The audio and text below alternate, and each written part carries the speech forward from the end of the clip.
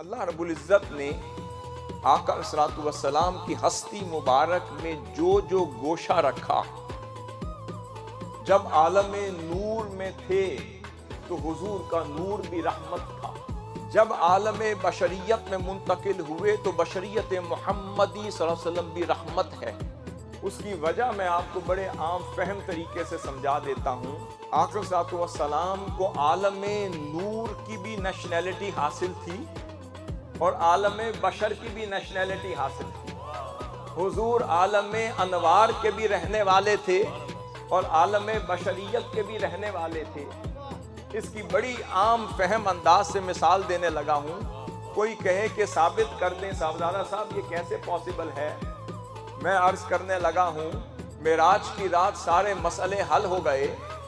آقا صلی اللہ علیہ وسلم اگر وہاں کی نیشنلٹی نہ رکھتے ہوتے، وہ علی سبیل تنزل مثال دے رہا ہوں، کسی مثال کی کیا مجال کہ حضور کی شان بیان کر سکے، مگر سمجھانے کے لیے مثال ضروری ہے۔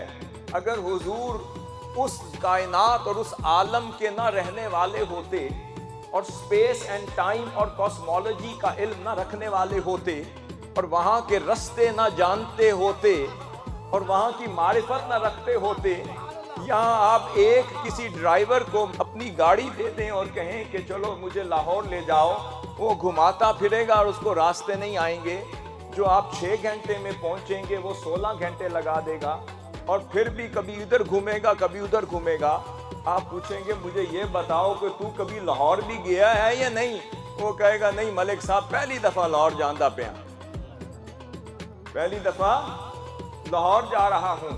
اب پتا چلا کہ ملک صاحب دوبارہ ڈرائیور وہ رکھیں گے جس کو لاہور بھی آتا ہو، جس کو کراچی بھی پہنچنا آتا ہو، جو کوئٹہ بھی جا سکے اور جو پشاور بھی پہنچ سکے۔ اچھا ڈرائیور تو وہی ہوگا۔ اب آگے ذرا غور تو کیجئے، آقا صلی اللہ علیہ وسلم سفر معراج پر تشریف لے جا رہے ہیں۔ اعوذ باللہ من الشیطان الرجیم، سبحان الذی اسری بعبدہ لیلا من المسجد الحرام الی المسجد الاقصی۔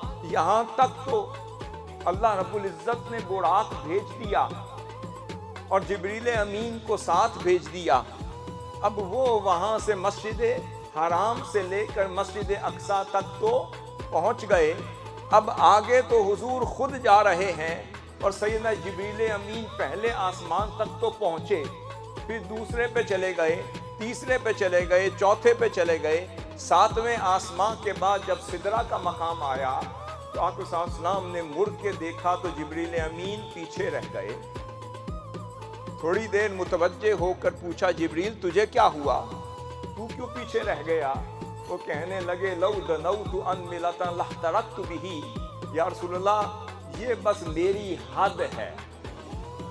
سدرۃ المنتہا جبریل کی حد ہے اور جبریل امین کیا ہے؟ وہ سید الملائکہ ہیں اور ملائکہ جو ہیں عالم انوار کی مخلوق ہیں۔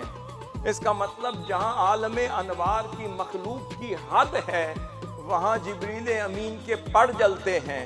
فرمایا اور سدرہ وہی مقام ہے کہ سدرہ کے مقام پر جب آقا صلی اللہ علیہ وسلم معراج کی رات تشریف لے جا رہے تھے تو کل کائنات جس کی میں نے بات کی، عالمین کے ملائکہ، عالمین کے ملائکہ خدا کی بارگاہ میں حاضر ہو گئے۔ عرض کیا مولا سنا ہے کہ تیرا محبوب آ رہا ہے، سنا ہے کہ تیرا لجپال آ رہا ہے، سیاح لامکاں آ رہا ہے، تیرا دلہا کائنات آ رہا ہے، تیرا نبی آخر الزماں آ رہا ہے، نبی ثقلین آ رہا ہے، رحمت للعالمین آ رہا ہے۔ مولا ہم پوچھنا چاہتے ہیں کہ کیا ان کی رحمت میں ہمارا بھی کوئی حصہ ہوگا یا نہیں؟ تو اللہ رب العزت نے اذن عطا کر دیا، فرمایا فرشتوں آ جاؤ، آج تمہیں چھٹی دے دیتا ہوں۔ اب آپ کو پتا ہے قرآن مجید میں ہے کہ ملائکہ اپنے مقرر کردہ ڈیوٹیوں پر فائز کیے جاتے ہیں اور اپنے مقرر کردہ مقام پر اپنی اپنی ڈیوٹیاں دے رہے ہوتے ہیں، اور یہی ربط ہے اللہ کی کائنات کا۔ اس نظام اور ایڈمنسٹریشن کے مطابق اپنی ڈیوٹی دے رہے ہیں۔ میں محبت کی نگاہ سے صرف یہی سمجھا کہ لگتا ہے کہ انہیں عام تعطیل دے دی گئی تھی اس دن. لگتا ہے عام تعطیل، کھلی چھٹی اس دن دے دی گئی ہوگی، ہالیڈے ڈکلیئر کر دی گئی ہوگی. فرمایا اے فرشتوں اپنی اپنی ڈیوٹیوں سے واپس آ جاؤ، آج تمہیں اجازت دیتا ہوں کہ سدرہ کے مقام پر آ کر اکٹھے ہو جانا. میرے محبوب جب سدرہ پہ پہنچیں گے وہ اپنی شان میں آئیں گے. جب محبوب سدرہ پر آئیں گے اور وہ جنکشن ہوگا جہاں پر یقیناً جبریل امین آگے نہ جا سکیں گے، تو پھر وہاں پر جب سواری بدلنے کا وقت آ رہا ہوگا، تھوڑا سا وقت اور مہلت تجھے بھی مل جائے گی. وہ جو تھوڑا سا وقت ہوگا سواری بدلنے کا، وہ اتنا وقت ضرور ہوگا کہ آنکھیں کھول کر جم کر میرے مصطفیٰ کو دیکھ لینا اور سدرہ پہ آ کے کھڑے ہو جانا. اب ملائکہ کو بھی رحمت مصطفیٰ کا حصہ معراج کی رات مل گیا، جب اللہ رب العزت نے کل کائنات کے ملائکہ کو کہا آ جاؤ دیکھ لینا میرے محبوب کو آتے جاتے. اب وہاں پر کھڑے ہو گئے. اب جو بات عرض کرنے لگا ہوں جہاں سے شروع کی تھی کہ وہاں راستے جانتے تھے اور یہاں کے راستے بھی جانتے تھے. اب اس کی دلیل یہ دینے لگا ہوں کہ جب سدرہ کے مقام پر حضور رکے، پیچھے دیکھا جبریل امین نہ چل سکے. جبریل کیا بات ہے حضور، میرے پر جلا دیے جائیں گے، میری حد یہ ہے. حضور کو پتہ چل گیا، بلکہ کائنات کو پتہ چل گیا، بلکہ سدرہ پہ کھڑے ہوئے ملائکہ کو پتہ چل گیا کہ جسے ہم اپنا سردار مانتے تھے، جہاں اس کی حد ہے وہاں حضور کی ابتدا ہے.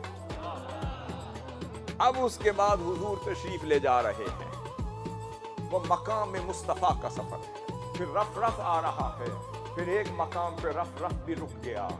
اب میں آپ سے پوچھتا ہوں کہ سدرہ سے اوپر سائنس سے پوچھیں، وہ کہتی ہے یہ سپیس ہے، یہ خلا ہے. خلا میں جو شٹل ہے یا جو آپ کی سپیس شپ ہے، اس کے بھی کچھ قواعد و ضوابط ہیں. ہر کوئی خلا میں سفر نہیں کر سکتا. ایک ایسٹروناٹ کو تیار کرنے کے لیے آج کی کرنسی میں شاید اربوں روپے لگتے ہیں. پھر جا کے وہ ایسٹروناٹ تیار ہوتا ہے، پھر اس کا ایک مخصوص لباس ہوتا ہے اور اس کا کاسٹیوم ہوتا ہے، اور پھر اس کاسٹیوم کے ساتھ کم از کم 6 مہینے سے سال کی ٹریننگ دی جاتی ہے، اور ایک مصنوعی خلا تیار کی جاتی ہے زمین پر، جس میں اسے ٹریننگ دی جاتی ہے تاکہ وہ اپنا بیلنس قائم کر سکے، اور پھر بیلنس کے ساتھ پھر وہ چل بھی سکے، موو بھی کر سکے.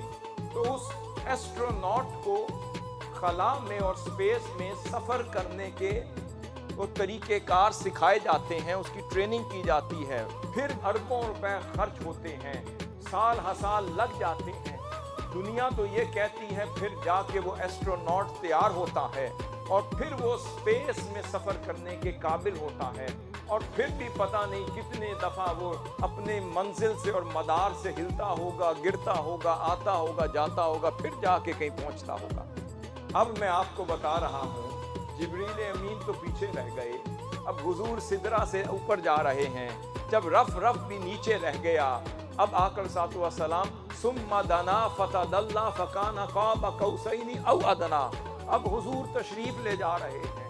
ما زاغ البصر وما طغى وعلمہ شدید القوى. اب فرمایا کہ حضور تو تشریف لے جاتے جا رہے ہیں، نہ رکتے ہیں، نہ جھکتے ہیں، نہ نگاہ ادھر کرتے ہیں، نہ نگاہ ادھر کرتے ہیں، نہ سوچتے ہیں.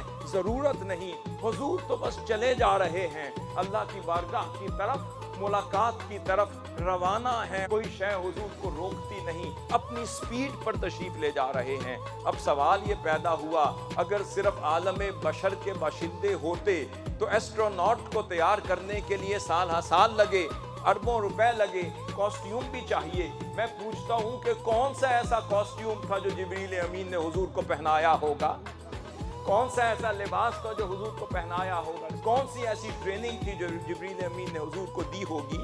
کون سی ایسے انڈرسٹینڈنگ تھی جو کریٹ کی ہوگی؟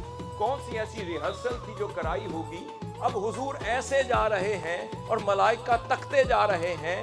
وہ عالم بھی تو دیکھ رہا ہے، اس کا مطلب جبروت اور ہاہوت اور لاہوت بھی تو دیکھ رہا ہے، وہ بھی تو عالم میں آتا ہے، تو پتا چلا وہ بھی سوچتا ہوگا کہ مولا تو نے ہمیں بتایا نہیں، یہ تو یہاں کے رہنے والے ہیں، صرف وہاں سے آ رہے ہیں۔ ایسے چلے جا رہے ہیں جیسے انہی رستوں کو ہمیشہ سے وہ عبور کرتے آئے ہیں۔ وہ ایک دفعہ بھی مڑ کے ادھر نہیں دیکھا، ادھر نہیں دیکھا، یکسوئی کے ساتھ ٹک ٹکی باندھ کر او ادنا کے مقام پر جاتے جا رہے ہیں۔ یہی تو شان مصطفیٰ ہے صلی اللہ علیہ وسلم۔ اللہ رب العزت نے فرمایا 40 مقامات پر فرمایا میں رب العالمین ہوں، اور پھر حضور کے لیے فرمایا مصطفیٰ علیہ السلام وہ رحمت للعالمین ہیں۔ 40 دفعہ صرف اللہ نے رب العالمین کیوں کہا ہے؟ 41 دفعہ کیوں نہیں کہا؟ 39 دفعہ کیوں نہیں کہا؟ 35 دفعہ کیوں نہیں کہا؟ 60 دفعہ کیوں نہیں کہا؟ سمجھ آئی کہ 40 کا عدد بعثت کے لیے اللہ نے مقرر کیا ہے۔ جب اللہ رب العزت 40 سال اپنے نبی کے پورے ہو جاتے ہیں، اس وقت بعثت کا اعلان کرواتا ہے اور نبوت کا اعلان کرواتا ہے، تو پتہ چلا وہ 40 سال نبی کی تیاری کے سال ہوتے ہیں۔ نبی ہوتے ہیں مگر تیاری کو 40 سال لگتے ہیں۔ تو پتہ چلا اللہ نے فرمانا تو یہ تھا کہ محبوب میں رب العالمین ہوں، اور عالمین کا احاطہ تو بہت بڑا ہے۔ اے مصطفیٰ میں کائنات کو بتا رہا ہوں، وہ جو 40 سال لگائے ہیں، میں ہر سال اپنے رب العالمین ہونے کی ایک شان آپ میں منتقل کرتا رہا، پھر دوسرے سال دوسری کرتا رہا، تیسرے سال تیسری کرتا رہا، چوتھے سال رب العالمین ہونے کی 5ویں شان منتقل کرتا رہا، پھر 10ویں کرتا رہا، 20ویں کرتا رہا، 30ویں تک پہنچا۔ محبوب جب میں نے اپنی 40 کی 40 پوری شانیں رب العالمین کی آپ میں منتقل کر دی، جب مجھے پتا چل گیا محبوب آپ تیار ہو گئے ہیں، تب رحمت للعالمین بنا کے آپ کی بعثت کا اعلان کر دیا۔